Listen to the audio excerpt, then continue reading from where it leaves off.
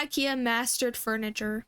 This is the Lack coffee table, one of IKEA's most important products. If you had to design the simplest table possible, you'd come up with this. It has no fancy angles, no intricate details, no patterns, and yet, it's an engineering masterpiece. Thanks to its simplicity, it hit the market in 1981 at just under €10, blowing the cheapest alternatives out of the water. Dang. Incredibly, even after decades of inflation, IKEA has never increased its price, and it still sells for just $9.99.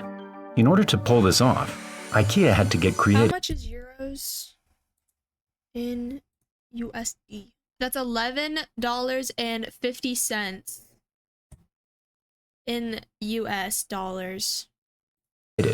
And that's why this table is made of paper. This is just one of many engineering breakthroughs that allowed IKEA to cut costs, simplify assembly, and make furniture affordable for everyone. If you're over a certain age and make engineering, that's why this table. In order to pull this off, IKEA had to get creative, and that's why this table is made of paper. What? This is just one of many engineering breakthroughs that allowed IKEA to cut costs, simplify assembly, and make furniture affordable for everyone. If you're over a certain age, chances are you've assembled IKEA furniture. The materials, the fasteners, and the way it all goes together feels familiar. And with almost no skill and very basic tools, anyone can do it. It still takes forever for me. Do not ask me to assemble furniture. Holy, that takes forever. I've assembled my bed before. That was a lot. I've mounted my own TV. Yeah, my dad made me mount my own TV, but I did it. I did it myself. I mounted it myself. You know, I bought everything for it too myself. Like all the electronics that I have, I bought myself. But it wasn't always like this. Before the 1950s, furniture was heavy and expensive. If you wanted a new wardrobe, a professional woodworker would spend weeks making it. Then a moving company would transport it to your home fully assembled. Every step of the process was slow and costly. And so filling your home with everyday items was extremely expensive. But all of this changed one day in 1956. In a small town in rural Sweden, product designer Gillis Lundgren was struggling to fit his latest creation into the back of his car, a coffee table for the local furniture company IKEA. The awkward shape of the legs made it impossible, so he sawed them off, and the table slid perfectly into the car. That's when it clicked. If all of IKEA's products could be packed flat like this, customers could deliver and assemble the products themselves, cutting out a huge part of the cost. Lundgren pushed this idea to his boss, and soon the table was redesigned with legs that simply screwed on. It was a small design change, but it allowed IKEA to pass the burden of delivery and assembly onto the customer. Over the next few years, the price of the table dropped, and soon IKEA redesigned its whole catalog to be flat-packed and self-assembled. It was a genius move, and throughout the 60s, IKEA went from just a single store in Sweden to managing multiple stores across Europe. IKEA's change to I can taste the ad from like a mile away. Flat pack furniture took them from a single furniture store in Sweden to multiple stores across Northern Europe. But as they started mass producing more and more furniture, they ran into an unavoidable problem: the wood itself. As humidity changes, the natural fibers in real wood expand and contract, causing the wood to warp in unpredictable ways. So when they shipped it and it had to go through like hot places, the wood would For a custom-made piece of furniture, this wasn't a huge problem to overcome. But when it came to mass-producing thousands of parts, screw holes wouldn't line up and parts wouldn't fit together, making assembly a nightmare for the customer. To get around this, IKEA started working with factories in Poland to mass-produce particle board, an engineered wood made from sawdust and resin pressed together to form perfectly flat boards. Without the continuous grains of real wood, it was incredibly stable, maintaining its flat shape without warping. But particle board had one big drawback. Regular screws simply turned particle board into dust without holding it together. And so IKEA had to come up with a stronger and simpler way of assembling its products. Instead of screws, it started experimenting with knockdown fasteners, special hardware used to connect two panels together. Many different types already existed, but they hadn't been perfected for particle board furniture. The most promising of these was the can lock. By altering the thread size, the lock shape, and pre-drilling the holes, they could be screwed into particle board without destroying it. The dowel would screw into the first panel and slide straight into a corresponding hole on the opposite panel. The lock would then be inserted into another pre-drilled hole, and by simply twisting it, it would lock onto the dowel and pull the two panels together. Interesting. It was incredibly simple, and cam locks started appearing in every IKEA instruction manual.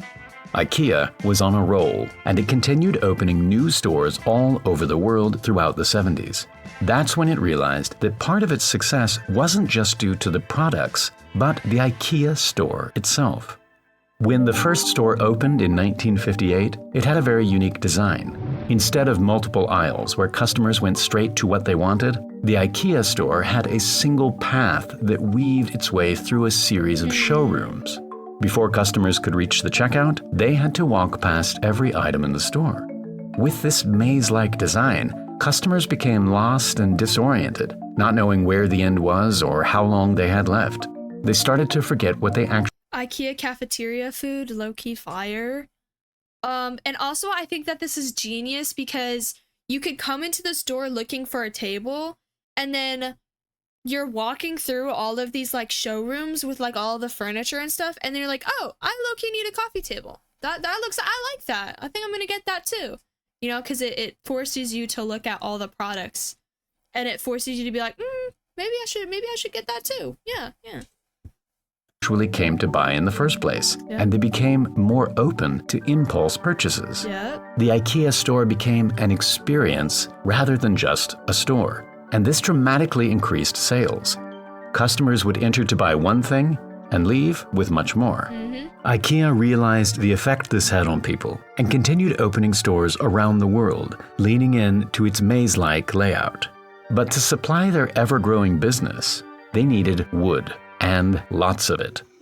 At the time, IKEA was getting most of its wood from suppliers in Poland. But whenever the suppliers upped their prices, it put IKEA's already cheap products in a tough spot. The solution was to make the same products, but by using far less material. And so IKEA set its designers a task: make a table with a price that no competitor could even come close to matching. The key was in the hexagon. It might not seem like it, but this shape holds special qualities seen throughout nature that maximize strength and minimize weight. Other shapes could be used, but all of these end up with straight paths where a single force could be sent through and break the structure. With hexagons, each wall is 120 degrees apart, and so incoming forces get spread more evenly throughout the structure, making it incredibly strong. Most importantly, it achieves this strength using less material than any other shape. This idea had already been used in planes, cars, and ships to make lightweight metal walls. IKEA took it and turned it into paper. First, a machine would turn rolls of paper into a honeycomb structure and place it into a sturdy particle board frame. Then, the honeycomb would be glued and sandwiched between two thin particle board sheets. The result was a super strong and lightweight tabletop that looked just like wood while using only a tenth of the material. On top of that, since everything was made from engineered wood and paper, recycled materials could be used at scale.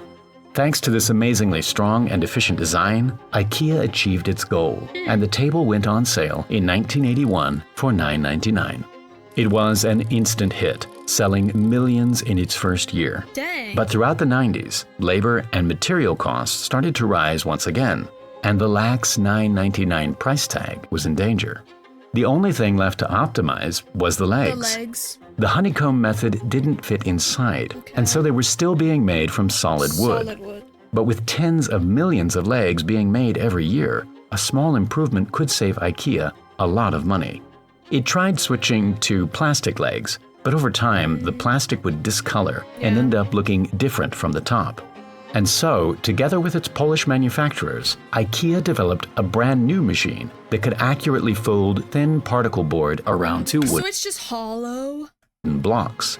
The end result was a virtually empty leg that could be made almost completely autonomously.